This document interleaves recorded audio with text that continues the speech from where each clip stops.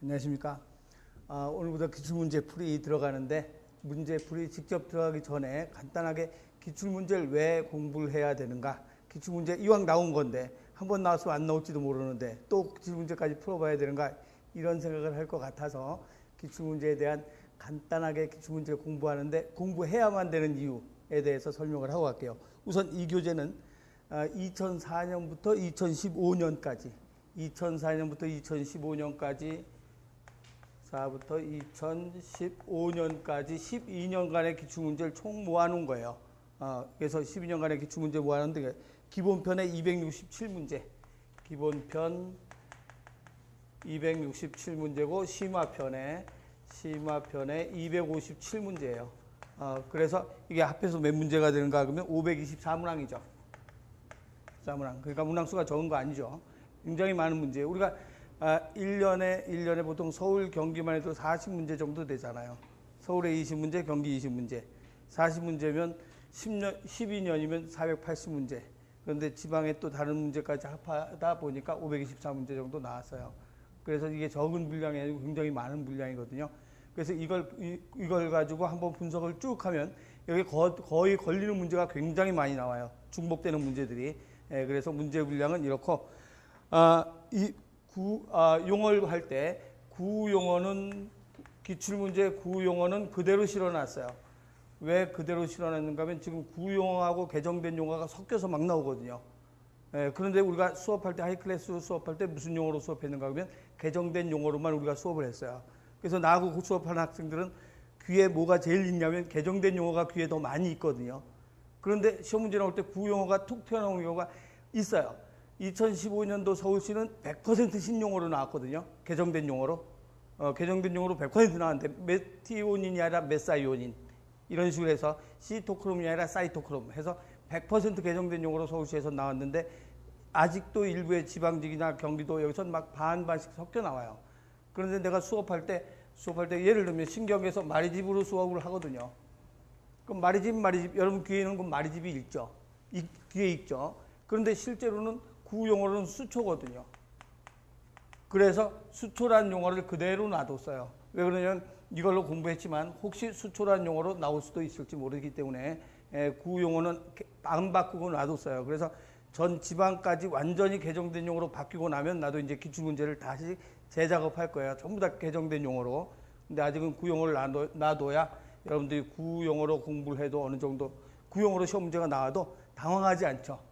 잘못하면 당황할 수가 있기 때문에 그래서 구용어는 그냥 놔뒀어요. 그리고 이 순서는 어떤 순서로 해놨는가 하면 하이클래스 기본서 순서로 해놨어요. 그래서 기본편, 심화편 나눠놨거든요.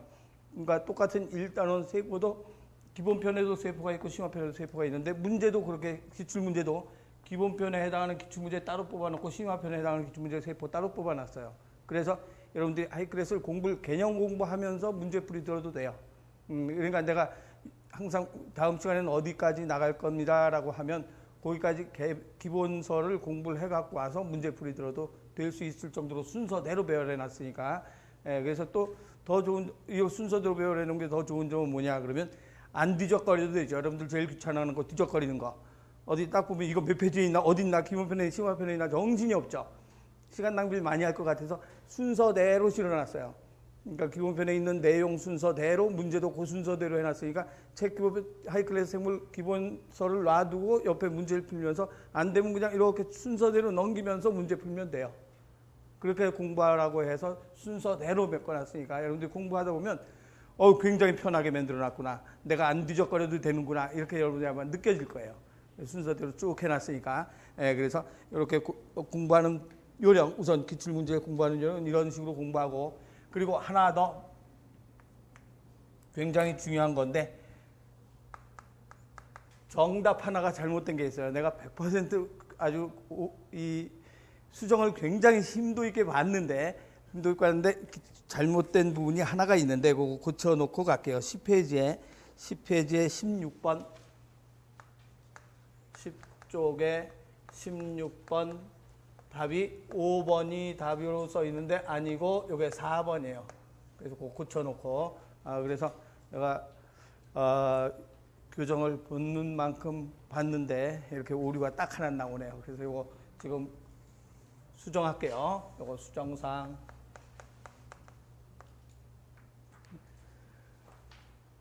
네, 굳혀놓고 그러면 이제 지금부터 우리가 기출을 왜 공부해야 되는가를 설명할게요. 기출 문제가 기출을 낳는다.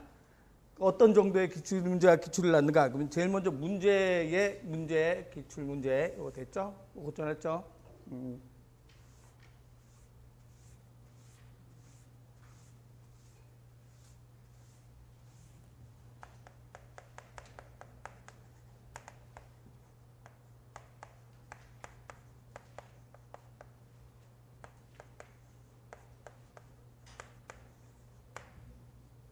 우리가 제일 먼저 기출 문제가 기출 문제를 낳는다. 그러면 제일 먼저 문제에 유행이 있다.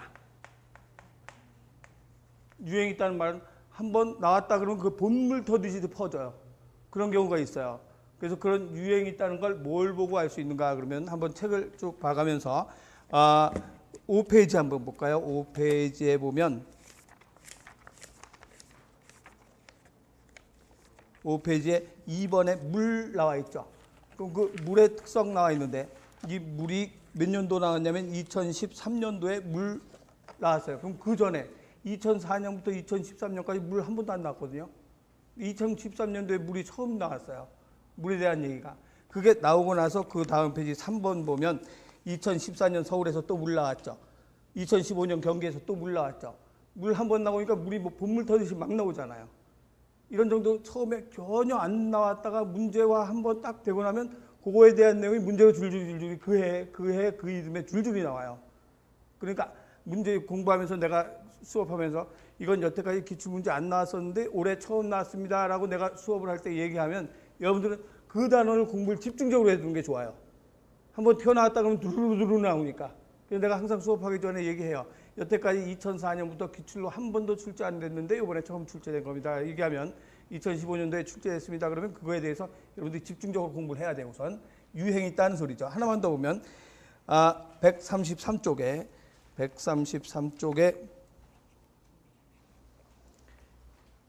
58번에 보면 58번에 C4 식물 나왔죠. 그럼 C4 식물이 몇 년도에 나왔냐면 2007년도에 처음 C4 식물이라는 게 나왔어요. C4 캠식물 나왔죠. 그럼 그 다음에 보니까 59번도 C4 식물이죠. 그 다음에 60번도 C4 식물이죠. 61번, 62번, 63번까지가 전부 다 무슨 식물인가? C4 식물. 2012년까지 해서 딱 2012년에 멈췄어요. 2007년도에 7년 동안 계속 나왔다가 2012년도에 딱 멈추고 아직까지 출제 안 됐어요. 그런데 이것도 복고가 있어요. 또 돌아요. 그래서 언제 한번 또 나왔다 그러면 그해하고 그 이듬해 또 보물 터지지 나와요. 그렇게 문제가 한번 유행인 거죠. 유행이. 그래서 그 133쪽에 쭉 해서 보면 C4 식물도 유행 따라서 한번 쭉 출제가 되죠. 그리고 141쪽에 81번 봅시다. 141쪽에 81번에 다음 중에서 세포 간의 소통에 관여하는 물질이 아닌 것. 이게 제2전령자거든요. 제1전령, 제2전령. 제1전령, 제2전령이 2013년도까지 출제가 전혀 안 됐었어요. 한 번도 안 나왔거든요. 근데 2014년도에 경기에서 제일 먼저 의사소통 살짝 비쳤어요. 살짝 비쳤는데 그 밑에 보니까 82번 문제 보니까 2차 전달자, 이건 경북에서 비쳤죠. 2014년에요. 그런데 그 다음 페이지에 83번에 2차 전달자가 아닌 것은 어떤 것인가? 그래서 2015년도 경기에서 또 나왔죠. 그 밑에 보니까 세포 내 신호 전달 과정에서 신호 증폭된다. 여기서 증폭되는 과정, 이것도 2차 전달, 지단백질 쭉 나오는 것. 2015년 서울에서 또 튀어나왔죠. 그리고 85번에도 보니까 신호 증폭시키는 기작, 이것도 2차 전령이거든요. 경기에서 또 2015년도. 그래서 2015년도에만 경기 서울에서 이렇게 출제가 계속됐어요. 이렇게 출제가 2014년도 경기, 2015년도 서울 경기. 그래서 2014년도에 터졌던 게 주르르 나오잖아요. 그래서 문제가 어디 하나 딱 나왔다 그러면 유행처럼 퍼져서 나와요. 그래서 그런 걸 우리가 내가 수업하면서 요거 처음 나왔습니다 그러면 그 단원에 대해서 조금 신경 써서 집중적으로 공부를 하세요. 그렇게 하고. 그래서 제일 먼저 유행이 있다. 두 번째는 기출문제 유형이 비슷하다. 유형이 비슷한 유형으로 출제가 되는 게 굉장히 많이 나오는 거. 그럼 유형이 비슷한 거 몇 문제만 한번 보고 나갈게요. 45쪽에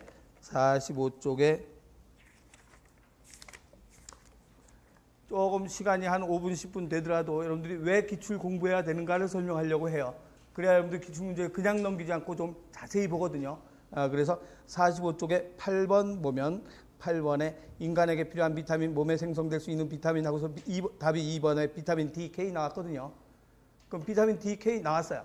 나왔으면 비타민 D, K구나 이렇게만 넘어가면 안 되고 비타민 D가 어떻게 만들어지는가, K는 어떻게 생성되는가 이런 걸 공부를 해놨으면 그 다음에 9번 문제 보면 프로비타민에 해당하는 물질로 옳은 것은 나와라, 옳은 것은 이렇게 나왔잖아요.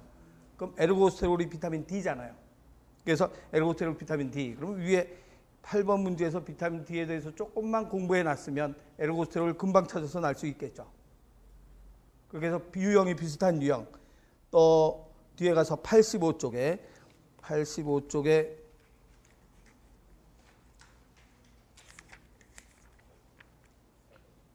124번 보면 124번에 다음 중에서 기량적으로 작용하는 호르몬끼리 짝지어진 것 하고서 답이 5번이죠. 칼스토닌하고 부갑상샘 호르몬 나와 있죠. 답 5번이에요. 그런데 그게 몇 년도예요? 2010년도 서울이죠. 그런데 그 다음 페이지에 125번에 보면 125번에 다음 중에서 기량작용 관계에 있는 것 답 똑같이 5번이죠. 부갑상샘 호르몬 칼스토닌 나와 있죠. 똑같은 문제를 내가 왜 여기다 집어넣는가 그러면 이렇게 문제가 비슷하게 똑같은 게 거의 똑같이도 나올 수 있다는 거죠. 2년 만에 2010년인데 2012년도잖아요. 2년 만에 똑같이 보기도 답이 선택지도 5번이 선택지인다고 해서 출제가 됐죠. 그래서 기출문제 한번 나왔으니까 뭐 작년에 나왔으니까 올해 안 나오겠지? 아니에요. 똑같이 또 나올 수도 있어요. 2년 만에 이렇게 나오잖아요. 그래서 기출문제가 비슷한 문제 또 하나 더 보고 가면 133쪽에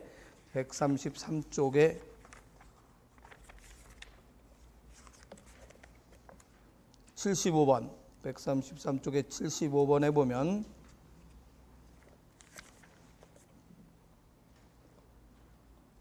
아, 139쪽이구나. 139쪽에 75번. 식물의 온도 75번에 식물의 온도가 낮아졌을 때 막 유동성 유지하는 거 2009년 경기잖아요. 그런데 76번에 저온에서 온도가 낮아졌을 때를 저온으로 바꾸고 나머지 똑같죠. 바로 그 다음에예요. 1년 있다가. 그러니까 올해 나온 거 내년에 안 나오겠지? 절대로 아니에요. 올해 나온 거 내년에 똑같이 나와요. 기출문제가. 그래서 75번, 76번 이런 식으로 나오고 그 다음 간격 두고 나오는 경우도 있어요. 150쪽에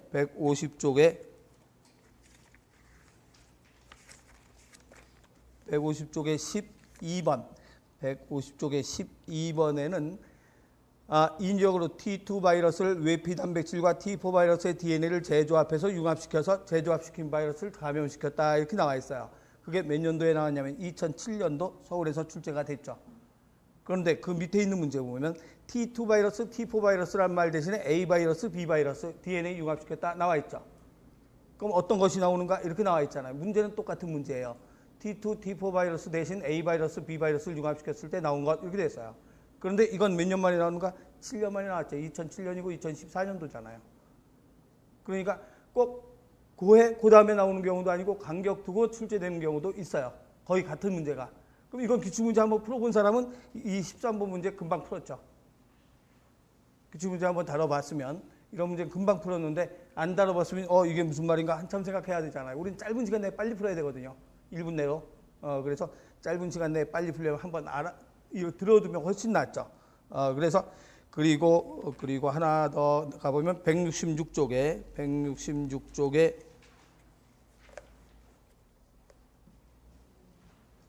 59번에 박테리오파지는 용균주기, 용원주기 공부했죠 우리. 용균주기가 몇 년도에 나왔어요? 2009년도죠. 바로 다음 해 또 160번 문제, 60번 문제 그 다음에 대장균을 감염시키는 람다는 용균주기 나와 있죠. 그것도 2009년, 2010년 계속 1년 만에 또 출제가 그대로 됐잖아요. 그래서 거의 연달아 출제되는 경우도 굉장히 많고 그래서 유형이 비슷한 것. 그 다음 세 번째는 어떤 경우가 있는가 그러면 선택지에 있던 것이 바로 문제로 출제가 되는 경우가 있죠. 그럼 선택지가 문제로 출제된다. 이거 무슨 말이냐면 문제의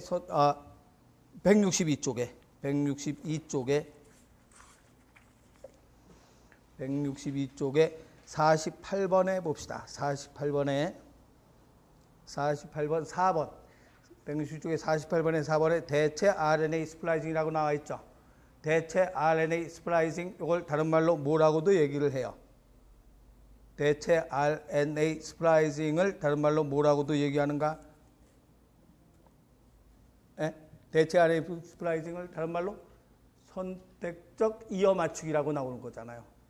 선택적 이어 맞추기. RNA 스플라이싱 하는데 그대로 스플라이싱 하는 게 아니라 이거 인트론을 여기 자르고 해서 대체적으로 선택해서 스플라이싱 하는 거잖아요.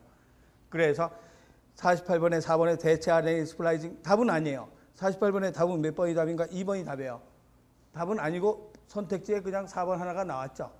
그런데 그 옆 페이지에 163쪽에 50번 보면 선택적 이어 맞추기 대체 RNA 스플라이싱 답이 됐잖아요. 그게 주된 문항으로 나왔죠.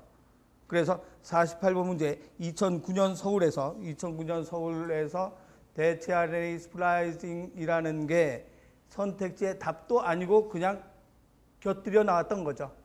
그런데 그 다음에 50번 문제는 그게 주된 문제로 나왔죠. 그럼 우리는 어떻게 공부해야 되는가? 48번 문제에서 2번이 답이에요. 그럼 2번만 알고 그냥 나머지는 읽지도 않고 넘어가면 안 된다는 얘기죠. 3번, 4번 내용 공부해야죠.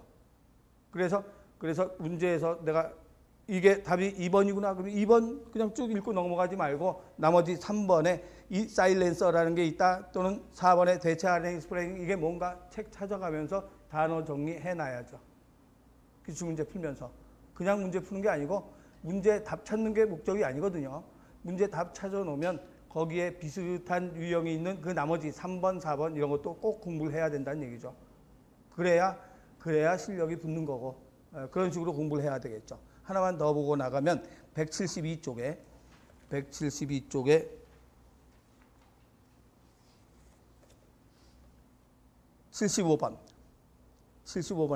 DNA 기술에 대한 설명이라고 해놓고 DNA 기술에 대한 설명은 어떤 것인가 해놨는데 75번이죠. 근데 거기에 뭐가 나와 있는가 그러면 75번에 3번의 끝에 DNA 마이크로 어레이라고 나와 있죠. 마이크로 어레이 이걸 고치면 뭐라고 해요? 마이크로 어레이를 번역하면 그렇죠. 미세 배열 기법이죠. DNA 마이크로 어레이, DNA 미세 배열 기법이죠. 답은 아니에요. 75번의 답은 몇 번이냐면 2번이 답이죠. 근데 3번은 그냥 문제 보기에 선택지로 나왔던 거죠. 마이크로 어레이. 그런데 그 옆에 76번에 보면 76번에 문제에 뭐라고 되어 있는가? 유전자 미세 배열 기법이라고 나와 있죠. 그게 바로 마이크로 어레이잖아요. 그러면 75번의 선택지 3번에 마이크로 어레이 2009년 서울에서 나왔던 거죠. 그런데 76번에 미세 배열 기법 마이크로 어레이 문제로 2010년 바로 다음에 문제 나왔죠. 2009년도에 선택지로 잠깐 출제. 이건 답도 아니고 선택지에 그냥 이 엑스트라죠, 엑스트라로 있던 게 2010년도에 주연급으로 나온 거죠. 문제가. 그래서 선택지에 있는 거 절대 무시하고 나가면 안 된다는 얘기를 내가 강조하려고 지금 얘기하는 거예요. 선택지에 있는 거 절대 무시하면 안 되고 선택지에 있는 것도 다 하나하나 공부해 나가야 돼요. 그래야 그 다음 해 주연으로 나오는 경우가 많으니까. 내가 지금 골라주는 건 짧은 시간 내에 여러분들한테 기출문제가 어떤 것인가 이걸 얘기하려고 지금 몇몇 가지만 고른 거지 무수히 많아요. 이 안에. 500몇 문제 안에 무수히 많거든요. 그래서 이렇게 선택지가 문제로 나올 수 있다는 거 알아두고 그 다음에 네 번째는 문제를 푸는데 내가 답이 맞았어요. 답이 맞았다 틀리지 않은 문제라 그래서 그냥 넘어가지 말고 틀리지 않은 문제도 꼼꼼히 분석을 해서 나가야 돼요. 그럼 내가 답 맞췄다 그냥 넘어가면 안 돼요. 틀리지 않은 문제도 반드시 분석을 해가면서 공부를 해야 그 다음에 어떤 게 나왔을 때 대처할 수가 있어요. 그래서 그냥 보고 그냥 넘어가지 말고, 이것도 하나만 예를 들면 92쪽에 144번 봅시다. 92쪽에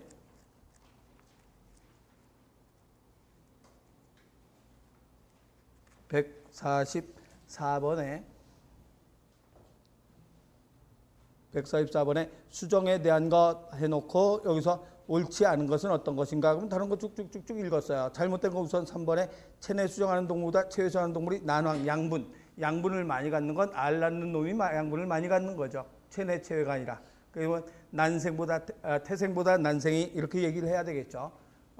그래서 3번이 답인데 이것도 마찬가지 나머지 선택지 그냥 흘리지 말고 자세히 보면 4번에 포자식물은 체세포 분열을 통해서 배우체를 만든다라고 나와 있죠.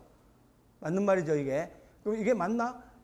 약간 미심쩍으면 기본서를 봐가면서 공부를 해야 돼요. 그게 언제 나왔냐면 2010년도에 서울에서 나왔던 거거든요. 근데 2015년도에 195쪽에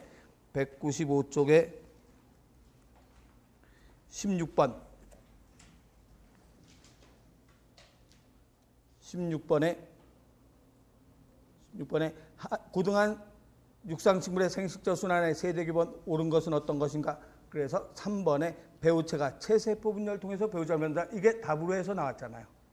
문제가. 그럼 앞에는 동물 사이에 식물이 하나 살짝 껴 있었거든요. 92쪽에 있는 문제는 다 동물인데 식물이 살짝 껴서 나왔어요. 그냥 넘어갈 수 있어요. 찾기 귀찮으니까. 92쪽에 144번은 다 동물에 대한 얘기를 했는데 4번만 식물에 대한 얘기를 했잖아요. 그럼 동물 쭉 공부하다가 4번 식물 찾으려니까 좀 귀찮아. 그냥 넘어가자. 그냥 한번 읽고 넘어가자. 그냥 넘어갔어요. 그냥 넘어갔다가 나중에 식물에서 195쪽에 16번은 식물에서에서 나오고 그게 정답으로 나온 거잖아요. 그러니까 나머지 내가 지금 강조하는 건 뭘 강조하려고 이걸 얘기하냐면 선택지 흘려보내면 돼요, 안 돼요? 절대로 안 돼요. 선택지에 있는 거 흘려보내면 절대로 안 된다는 거. 우리 여기서 증명이 되잖아요. 그래서 지금부터 나랑 공부할 때는 어떤 게 해서 몇 번이 답이다. 그럼 이게 답이구나 하고서 그냥 흘려내가면 절대로 안 된다는 거. 나머지 1번, 2번, 4번은 왜 맞나? 또는 1번, 2번, 4번이 왜 답이 아닌가? 이런 거에 대해서 공부를 하고 또 마이크로 어레이 이런 말 나오면 마이크로 어레이가 뭐였더라? 잘 모르겠으면 다시 한번 공부를 해야죠. 그러면 그게 선택지에 있던 게 주된 문제로 나오잖아요. 그래서 기출 문제는 지금 이제 쭉 간단한 내용 몇몇 가지만 내가 봤어요. 몇몇 가지만 봤지 더 많은 거 하려면 뭐 기출 문제 이거에 대해서 한 2시간 이상 설명을 해야 돼요. 얘기를 해야 돼요. 근데 내가 짧은 한 1, 20분 만에 간단하게 너무 지루하지 않게 간단하게 설명한 이유는 여러분들 기출 문제에 대한 중요성을 알아서 공부를 해야 된다 이 소리예요. 그래서 내가 지금부터 이제 요번 달하고 다음 달 2달 동안은 요거 가지고 기출문제 풀이하고, 그런데 기출문제에서도 다루지 않은 내용이 있죠. 어차피 12년 동안의 기출문제지만 다루지 않은 내용이 있어요. 그래서 그런 다루지 않은 내용이나 또는 기출문제에 나왔던 내용이라도 중요한 내용 요걸 묶어서 단원별 또 문제로 2달 후에 또 할 거예요. 그때는 여기에서 누락된 거라든가 중요한 건데 또 문제를 방향을 다르게 해서 문제를 만들어서 하고 이런 식으로 해서 기출문제 2달, 단원별 문제풀이 1달 이렇게 듣고 나면 거의 이제 순서대로 된 건 완벽하게 될 거예요.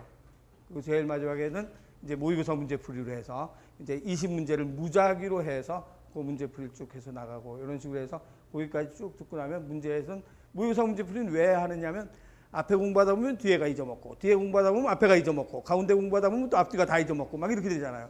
그래서 일주일에 계속 20문제씩 돌려야 돼요. 시험 보기 전에는. 이거 안 돌리면 안 돼요.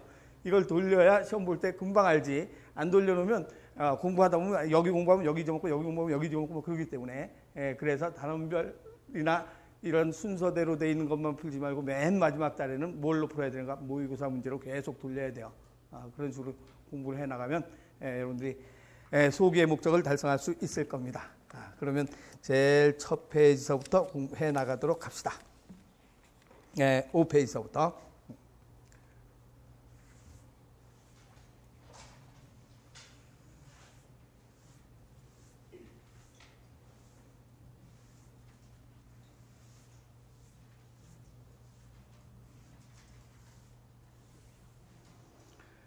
1번에 5페이지 1번 다음 빈칸에 알맞는 말은 하고서 pH 7 용액은 같은 양의 pH 9보다 뭐와 같다라고 되어 있죠. pH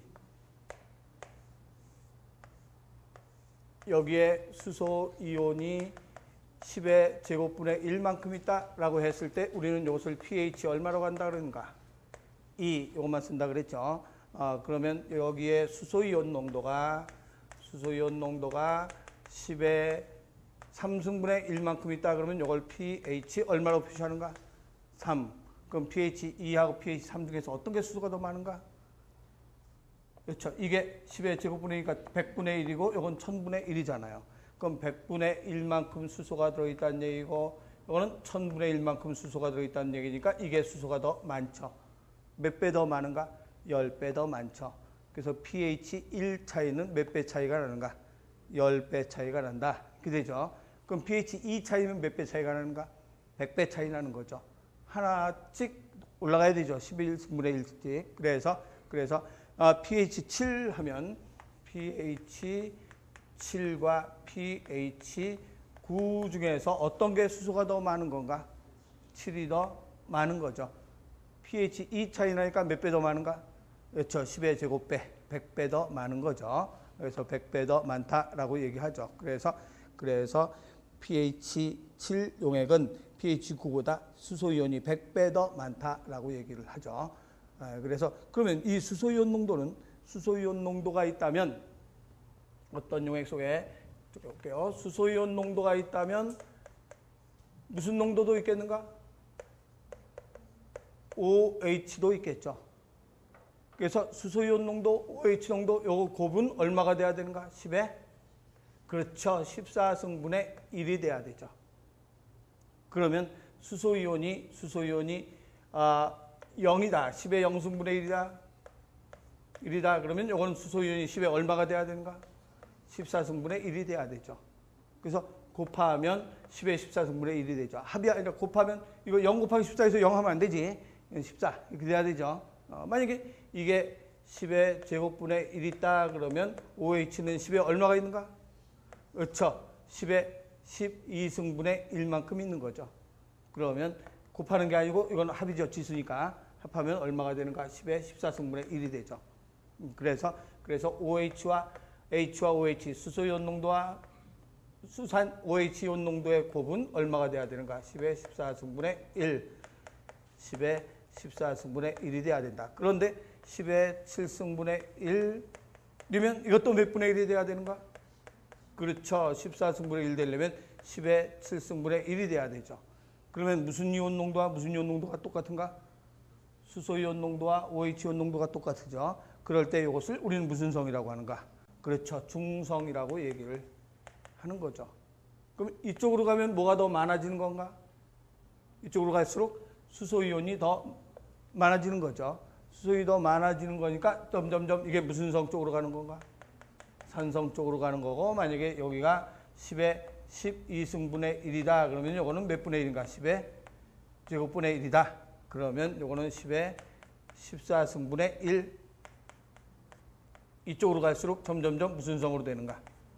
염기성으로 된다. 이렇게 알고 있으면 되죠. 그래서 곱은 항상 14승분의 1인데 수소이온과 OH이온이 같을 때는 무슨 성이 된다는 얘기가? 중성이 된다는 얘기가 되는 거죠.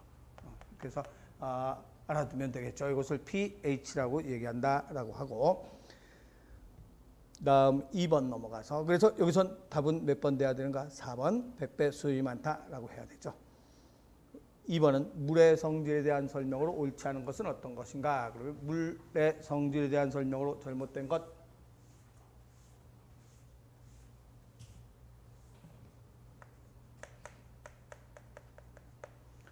물은 두 가지 성질, 뭐가 있고 뭐가 있는가? 제일 먼저 무슨 성이 있는가? 극성이 있다. 또 하나는 무슨 결합한다? 수소 결합을 한다. 그럼 극성이 있다. 한 가지가 플러스 극과 마이너스 극을 둘 다 가지고 있죠. 그럼 한 가지가 플러스 극과 마이너스 극을 둘 다 가지고 있으면 마이너스 이온도 녹일 수 있고 플러스 이온도 녹일 수 있죠. 그래서 극성이 있다는 소리는 잘 녹인다는 말하고 똑같아요. 그럼 극성 물에 녹는다. 그럼 극성이 없는 것, 비극성, 그럼 물에 녹지 않는다. 그래서 극성은 무슨 성이라고 얘기할 수 있는가? 극성은 물에 녹는다는 말을 세 글자로 줄이면 그렇죠, 친수성. 비극성은 물에 녹지 않는다 세 글자로 줄이면 소수성이라고 얘기하는 거죠. 그래서 친수성, 그래서 극성이 있다, 친수성이다 하는 소리가 되는 거죠.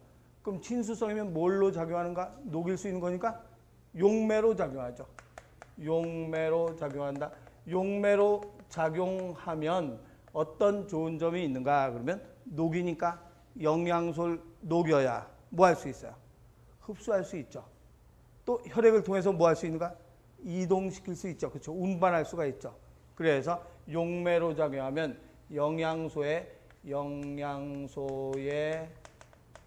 흡수와 이동을 쉽게 한다. 할 수 있다. 그래서 극성이 있다. 이게 바로 물의 특성 중에서 제일 중요한 특성 중에 한 가지고, 그 다음에 수소결합을 하고 있다. 수소결합을 하면 이 물을 액체를 기체로 만들려면 수소결합을 어떻게 해야 돼요? 끊어야 되죠. 수소를 끊어야 날아갈 거 아니에요. 그럼 수소를 끊는데 뭐가 많이 필요한가? 에너지가 많이 필요하죠. 액체가 기체로 되는 열을 우리는 무슨 열이라고 하는가? 기화열이라고 하죠. 기화열이 크죠. 또 물질 1g의 온도를 1도씩 올리는데 필요한 열량은 무슨 열이라고 하는가? 비열. 그럼 1g의 온도를 1도씩 올리는데도 필요한 열량이 많이 들어가죠. 왜 많이 들어가는가? 그러면 수소결합을 끊어야 되니까. 그래서 수소결합을 하기 때문에 뭐하고 뭐가 큰가? 비열과 기화열이 커서 비열과 기열이 커서 뭐 유지하는 데 좋은가? 체온 유지에 아주 유리하다라고 얘기를 하죠. 그러면 우리 몸이 물이 몇 퍼센트예요? 70%. 그럼 우리 몸이 물로 돼 있지 않고 뭐 예를 들어서 알코올로 돼 있다. 그럼 어떻게 되는가? 날씨가 조금만 더워져도 몸의 체온이 쫙 올라가죠. 날씨가 기온이 40도 됐어. 그럼 내 몸도 온도도 40도 올라가겠죠. 그럼 내 몸 온도가 40도 올라가면 왜 위험해요? 내 몸의 온도가 40도가 됐다. 왜 위험할까? 그렇죠. 당장 40도 되면 누가 작용을 못하는가? 효소의 최적 온도가 35도에서 36.5도 최적 온도잖아요. 그럼 40도만 돼도 효소가 작용을 못하죠. 효소가 잠시만 작용 못해도 어떻게 되겠어요? 효소가 작용 못하면 효소하니까 아밀레이지, 말테이지 이것만 생각하면 안 되죠. 우리가 호흡 반응에서도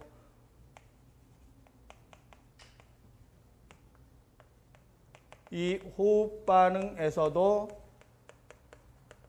효소 필요해요, 안 필요해요? 필요하죠. 탈탄산 요소, 탈수소 요소 이런 게 다 필요하잖아요. 그런데 효소가 작용 못하면 이 반응 안 일어나죠. 그럼 뭐가 안 나오는가? 에너지가 안 나오죠. 이 반응은 1분 1초도 쉬면 안 돼요. 계속 일어나야 돼요. 만약에 심장에서 이런 반응이 안 일어났다 그러면 어떻게 되는가? 에너지가 잠깐 안 나오죠. 에너지 잠깐 안 나오면 어떻게 되는가? 심장이 잠깐 멈추죠. 그건 잠깐이 아니죠. 영원히 멈추는 거죠. 그래서 잠깐 심장 멈추는 게 아니라 심장 멈췄다 그러면 영원히 멈추는 거죠. 그래서 효소가 작용 못하면 생명에 위험한 거예요. 그래서 비열이 크기 때문에 우리 몸의 체온이 그렇게 많이 올라가지 않는다는 얘기. 기화열이 크기 때문에 땀을 흘려도 수증기가 날아가면서 우리 몸의 열을 뺏어 갖고 가죠.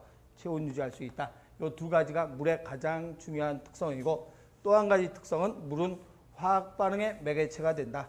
화학 반응의 매개체. 그래서 물은 화학 반응의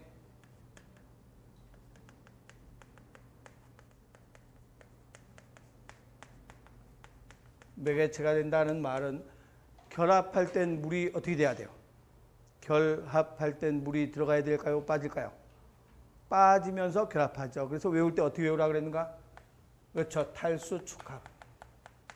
결합할 때는 물이 빠지고 분해될 때는 그렇죠. 물이 들어가죠. 그래서 화학 반응의 매개체가 될 수 있다라고 하고, 또 물은 얼면 부피가 커진다. 그럼 얼면 부피가 커지는 이유는 왜 부피가 커지는가? 얼면 얼수록 물은 무슨 결합을? 수교도 결합을 많이 하죠. 그래서 이쪽에 와서 보면 O 있고 여기 돼 있을 때 요 수소 결합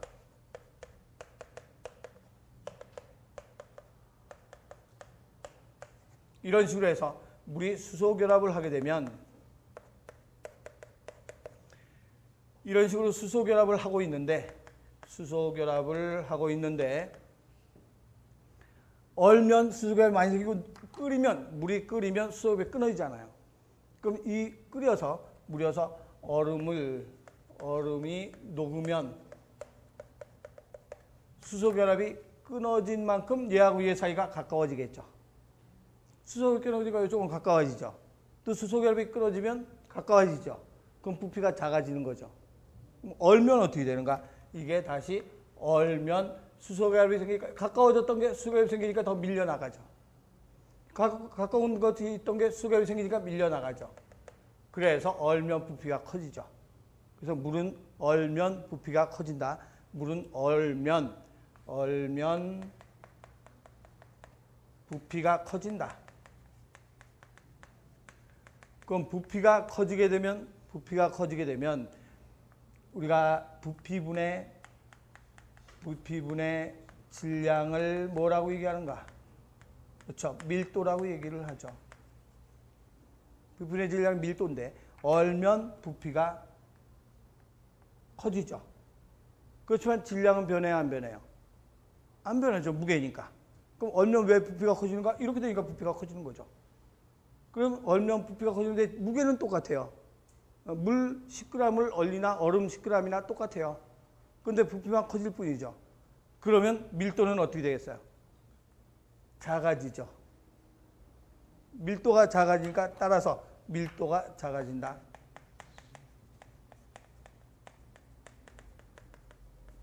그래서 얼음이 밀도가 작아지니까 가라앉아 떠요. 얼음이 물 위에 뜨죠. 그래서 얼음이 물 위에 뜬다. 이게 뭐 우리 몸에서 중요한 특성인가? 우리 몸에선 중요하지 않지만 물고기한테 아주 중요하죠. 위에서 얼어 있어야 밑에서 물고기가 돌아다니지. 얼음이 가라앉으면 어떻게 돼요? 밑에서부터 얼어 올라오죠.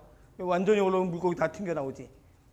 그래서 우리한테는 중요하지 않지만 물고기한테는 어류한테는 굉장히 중요한 일이죠.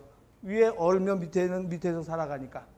그래서 생명체에서도 이거는 물고기한테 중요한 일이라고 얘기할 수 있는 거죠. 그래서 이게 물의 특성이다. 그렇다면 이 정도 알아놓고 물 하면 수소는 음전할 띠고 산소는 양전할 띈다. 여기서 물이 극성 있는 건 왜 극성 있는가? 물이 극성 있는 이유는 왜 극성 있는가? 그러면 전자를 잡아 끌려는 힘이 산소가 더 커요? 수소가 더 커요? 그렇죠. 전기자를 잡아 끌려는 힘을 우리가 전기 음성도가 큰 거는 누군가 그러면 FON. 그렇죠? FONO 전기 음성도가 크죠. 그래서 얘가 전자를 잡아 끌려는 힘이 세요. 그럼 전자는 플러스예요, 마이너스예요? 전자? 그렇죠, 마이너스. 우리가 원자핵은 양성자가 있고 양성자와 중성자가 있고 그 주위를 뭐가 돌고 있는가? 전자가 돌고 있다라고 얘기를 하죠. 전자는 마이너스가 돌아다니고 있는 거예요. 그러면 마이너스를 잡아당기는 힘이 세니까 마이너스를 막 잡아당기니까 이쪽이 마이너스 전류가 흐르는 거죠. 얘는 마이너스를 뺏기니까 플러스가 흐르는 거죠. 그래서 마이너스 플러스 둘 다 가지고 있기 때문에 극성이 있다라고 얘기를 하는 거죠. 그래서 수소는 플러스, 산소는 마이너스 전하를 띠게 되는 이유는 왜 그런가? 산소가 무슨 음성도가 크기 때문인가? 전기 음성도가 크다. 그래서 전기 음성도가 큰 것. 참고로 여기다 써놓을까요? 전기 음성도가 큰 것.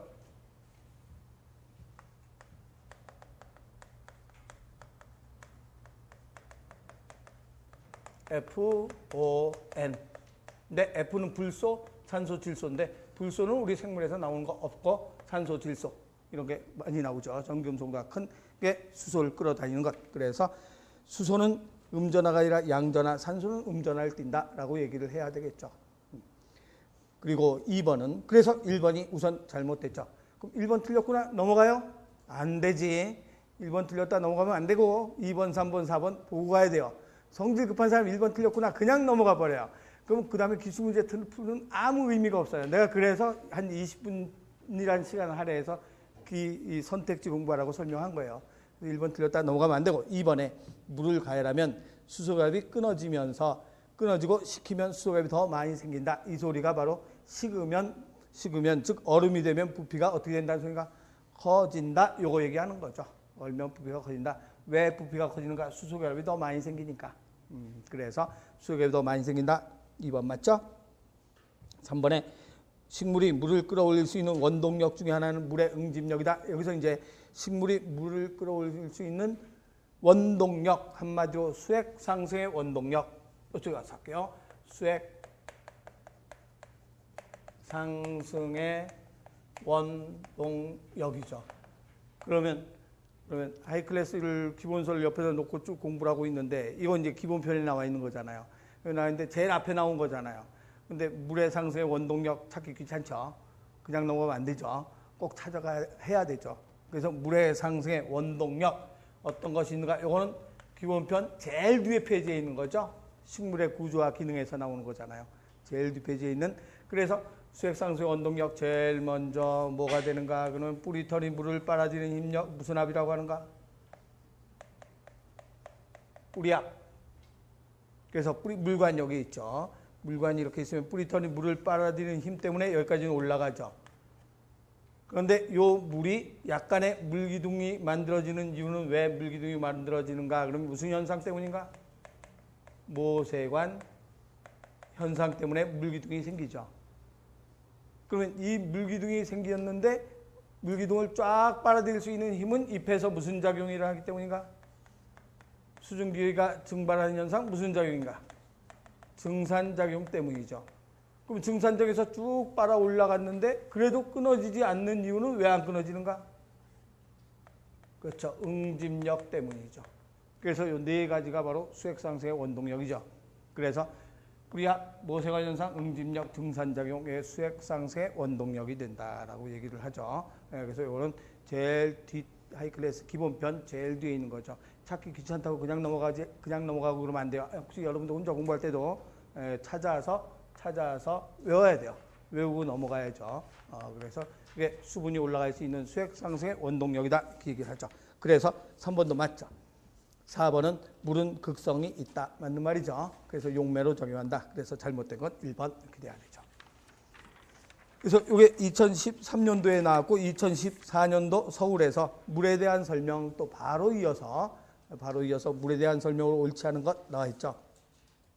그러면 1번은 얼음이 물 위에 뜨는 것은 물 분자가 고체일 때가 액체일 때보다 더 멀리 이동하기 때문이다. 이 말이 바로 얼면 부피가 어떻게 된다는 소리인가? 커진다는 소리죠. 그래서 뭐가 작아진다는 소리가 되는가? 밀도가 작아진다. 결과적으로 얼음이 물 위에 뜬다가 되는 거죠. 그래서 1번 맞는 말이죠. 지금 바로 설명했던 거죠. 그대로 이렇게 비슷하게 출제되잖아요. 그리고 2번에 물의 온도 상승폭은 매우 작은 채로 열을 많이 흡수해서 저장한다. 이 소리가 바로 뭐가 크다는 소리인가?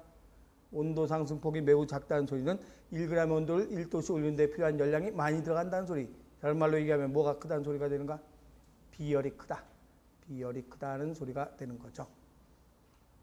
그리고 3번은 기화로 인한 냉각작용은 대량의 에너지를 먼저 증발시키는 물 분자 때문에 일어난다. 이거는 무슨 열이 크다는 소리가 되는 건가? 기화열이 크다. 기화열이 크다. 그다음 4번 물은 우리 몸 안에 일반적인 용매이다. 2013년도에는 뭐라고 나왔는가? 극성이 있다라고 나왔죠. 그런데 2014년 서울에서는 용매로 적용한다라고 나와 있죠. 극성이 있으니까 용매로 작용하죠. 맞는 말이죠. 그래서 4번도 맞고 5번에 공유결합으로 인해서 물은 특별히 높은 표면장력이 가진다. 표면장력? 이건 처음 들어본 것 같다. 그래요. 이거는 화학에서 나오지 생물에서 표면장력이란 말 잘 안 나오거든요. 그런데 1, 2, 3, 4번이 확실히 맞는 거 알잖아요. 5번이 잘못된 거죠. 그래서 물이 표면장력 갖는 것, 표면장력이란 말은 그 밑에 해설에 보면 표면장력은 공유결합으로 생기는 것이 아니고 그 다음부터 알아두면 되죠. 액체 분자 간의 인력 때문에 생긴다. 액체 분자 간의 인력. 액체 분자 간의 인력 때문에 표면장력이 생긴다. 그래서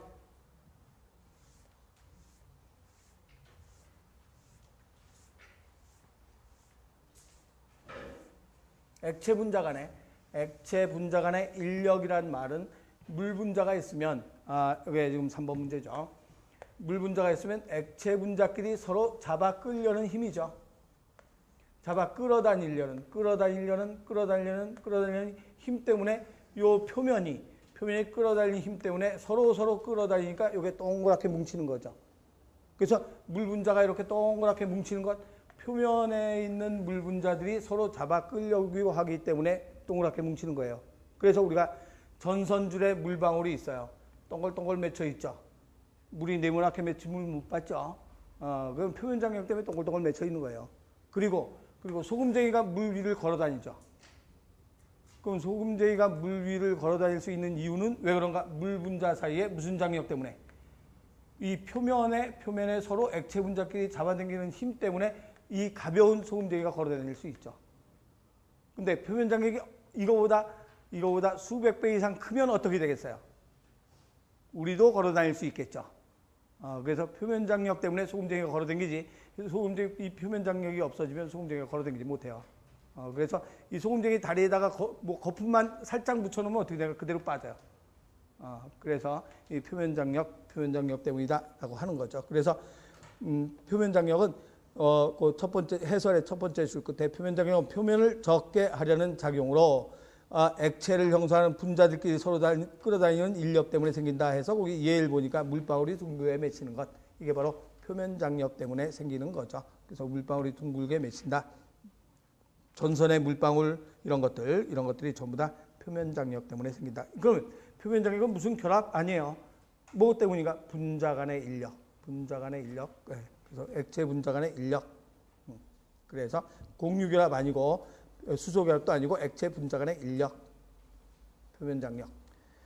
그래서 5번이 잘못됐죠. 다음 4번에 다음 물에 대한 설명으로 옳은 것은 어떤 것인가? 그러면 점성이 높아서 우리 몸의 물질의 용매를 정해. 점이라는 말이 뭐예요? 끈끈한. 점막하면 끈끈한 막. 점액 그러면 끈끈한 용액.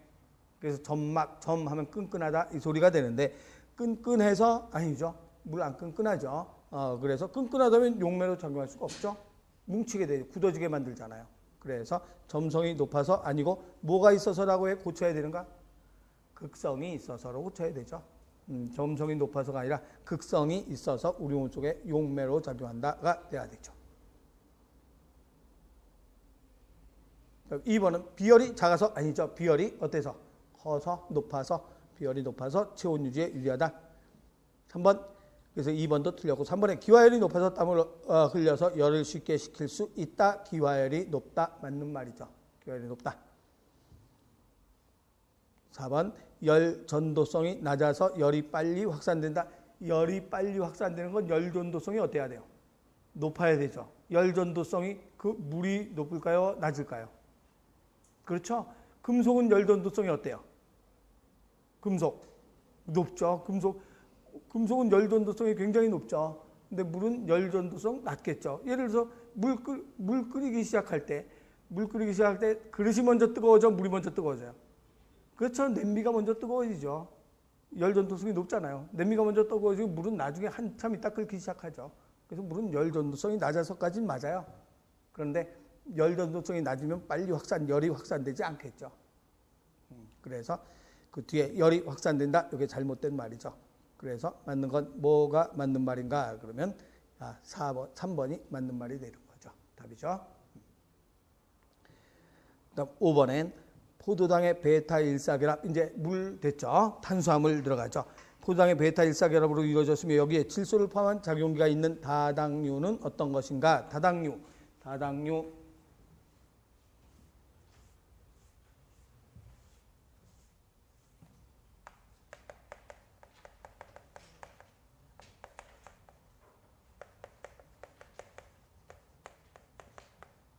단당류에는 뭐가 단당류가? 3탄당 분자식 안 써도 되겠죠? C3H3 탄소 3개, H 1대2대 1이죠. 요게 바로 무슨 산이 있었는가? 젖산. 5탄당에는 뭐가 있는가? 그렇죠. 이건 유명한 거니까 알죠. 리보스하고 디옥시 리보스. 리보스에서 산소 하나 빠진 거. 6탄당이 뭐하고 뭐가 있는가? 포도당, 과당, 갈락토스. 도스가 되죠. 그다음에 2당류에는 단당류와 단당류가 2당류는 단당류와 단당류가 무슨 결합한 건가? 그 결합이 그쵸. 글리코사이드 결합. 글리코사이드 결합. 글리코사이드 결합도 크게 하면 무슨 큰 범위로 보면 무슨 결합의 일종인가? 공유 결합의 일종. 펩타이드가 글리코사이드 결합, 에스터 결합 전부 다 공유 결합의 일종이죠. 그래서 글리코사이드라고 하면 공유 결합을 한다. 그래서 이 당류에는 뭐가 있는가? 엿당, 젖당, 설탕. 엿당, 젖당, 설탕 이 당류죠. 엿당은 전부 다 공통적으로 포당은 분해되죠. 그런데 요거는 엿당과 뭘로 되는가? 포당. 요거는 갈락토스. 포당, 슈가, 과당으로 분해되고 다당류에 뭐가 있는가? 그러면 다당류에 녹말, 글리코젠, 셀룰로스가 있는데 또 하나 키틴이 있죠. 녹말은 뭐하고 뭘로 되어 있는가? 아밀로스와 아밀로펙틴. 펙틴으로 되어 있죠. 그러면 이 중에서 여기까지 요거 두 가지는 무슨 결합하고 있는가? 알파 1사. 요거는 뭐 1사인가? 베타 1사. 그래서 이 두 가지는 알파 1사고 두 가지는 알파 1사 결합, 요거는 베타 포당 1사 결합인데 여기 이 중에서 요거는 무슨 가지를 가지고 있는가? 곁가지. 곁가지가 있다. 곁가지는 뭘로 되어 있는가? 1, 6으로 되어 있죠. 그런데 1, 6, 알파인가 베타인가? 당연히 얘는 다 알파 포당이니까 알파죠. 얘는 알파 포당인데 베타가 갑자기 튀어나올 수는 없죠. 그러니까 이건 몽땅 다 알파니까 그냥 알파 1, 6. 그래서 이렇게 얘기하면 되죠. 그래서 알파 1, 6 결합을 하고 있다. 이렇게 얘기하면 되는 거고 곁가지죠. 곁가지는 알파 1, 6. 그런데 얘도 곁가지는 알파 1, 6은 똑같죠. 그런데 차이점은 곁가지가 어떻다는 거? 많다는 거. 차이점밖에 없죠. 곁가지가 훨씬 더 많다. 많은 곁가지. 더 많은 곁가지. 곁가지가 있다. 이게 알파 1, 6 똑같고 셀룰로스는 베타 1사죠. 베타 1사인데 셀룰로스는 요거는 곁가지인데 곁가지죠. 이렇게. 이거는 곁가지가 더 많이 있죠. 아밀로스는 곁가지가 없이 그냥 이렇게 돼 있죠. 그래서 아밀로스, 이거는 아밀로펙틴, 셀룰로스, 글리코젠인데 셀룰로스는 곁가지가 아니라 뭐라고 하는가? 사슬이죠. 사슬. 각각의 사슬이죠. 그래서 사슬로 돼 있다는 말은 어떻게 돼 있는 게 사슬인가? 그러면 이게 이런 모양으로 돼 있는 게 사슬이죠. 이같이 가지를 친 게 아니고. 그럼 사슬이라면 사슬과 사슬 사이도 결합을 하고 있어야 되죠. 그랬을 때 요 결합은 무슨 결합이라고 하는가? 수소 결합이라고 한다. 그래서 뭐 번호는 안 해도 되는데 36 수소 결합이죠. 사슬. 이 사슬은 3번과 6번 사이에 수소 결합 하고 있다. 곁가지들은 다 공유결합하고 곁가지가 있는 거예요. 그런데 이건 공유결합이 아니라 수결합. 나머지 다 공유결합이에요. 수결합이고 요 키틴이 이거하고 차이점은 뭐가 차이점이 되는가? 키틴이 차이점 있는 건 그렇죠. 질소를 함유한 작용기. 질소를 함유한 작용기다. 그러면 이 셀룰로스는 누구의 누구의 탄수화물이 되는 건가? 식물의 세포벽. 이건 누구의 세포벽인가? 균계, 곰팡이의 세포벽, 곰팡이 세포벽은 키틴, 식물에게 세포벽은 셀룰로즈, 세균의 세포벽은 여기 탄수화물에 안 들어가죠. 펩티도글리칸. 그래서 세균은 펩티도글리칸 이렇게 구성이 되어 있다. 탄수화물. 그래서 단당류, 이당류, 다당류로 구별을 하죠. 근데 하나만 더 보고 마칩시다. 뭘 얘기하는가 그러면 포도당은 탄소가 6개가 이렇게 있으면 4, 5, 6. 근데 여기에 이런 모양으로 되어 있죠. 이런 모양으로 되어 있으면 여기 탄소가 여기에 껴 있어요. 요거를 우리는 뭐라고 하는가? CO를 우리는 뭐라 그래요? 무슨 기라고 하더라? COOH는 카복식이고 CO는 카본일기잖아요. 카본일기가 끝에 있으면 뭐라고 해요? 끝에 있으면 알도스. 카본일기가 골격 내에 있으면 뭐라고 하는가? 케토스. 그래서 카본일기가 골격 내에 있으면 4, 5, 6 돼서 골격 내 카본일기가 여기 이제 무슨 다 OH하고 수들 다 있는 거죠. 내가 생략해서 안 썼지만 OH소 있는 거고 골격 내에 카본일기가 있으면 뭐가 되는가? 케톤. 그래서 요거는 알데하이드, 요거는 케톤이라고 얘기하잖아요. 그럼 끝에 있으면 알데하이드가 되고 내에 있으면 케톤이 되는데 이렇게 돼 있는 당이 바로 우리는 뭐라고 하는가? 알도스. 요게 바로 포도당과 갈락토스. 도스가 되는 거고 내에 있는 요것을 뭐라고 하는가? 케토스. 케톤당을 가지고 있는 거죠. 케토스. 요게 바로 뭐가 되는가? 과당이 되는 거죠. 그래서 알도스, 케토스.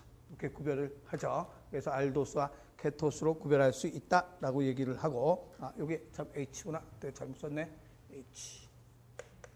돼 있죠. 그래서 알도스, 케토스라고 한다. 네, 이렇게 해서 그래서 답은 그럼 뭐가 돼야 되는가? 질소를 함유한 작용기를 가지고 있으니까 뭐라고 해야 돼요? 키틴 5번이 답이 돼야 되죠. 그래서 포도당까지 마치고 6번서부터 좀 쉬었다 해 나갑시다.